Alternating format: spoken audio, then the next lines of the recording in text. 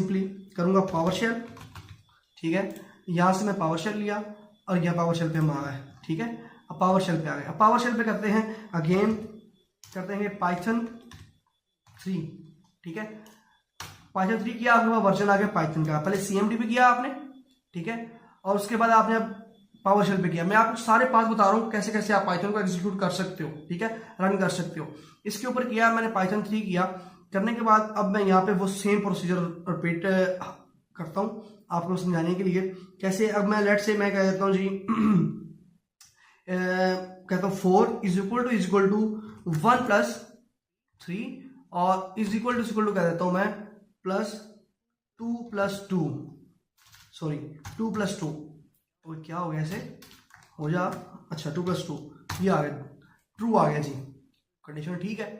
4 equal to 4 सारी equal है तो ट्रू ही आएगा।